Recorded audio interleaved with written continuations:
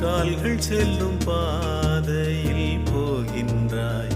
ஏதேதோ நாளை என்ற ஆசையில் வாழ்கின்றாய். உன் சொந்தம் இங்கு யாராரோ, நீ சொல்லிக் கொள்ள யார் யாரோ. நீ வாழும் வாழ்வில் அர்த்தம் என்ன என்றே நீ சொல்லு. எங்கெங்கோ கால்கள் செல்லும் பாதையில் போகின்றாய்.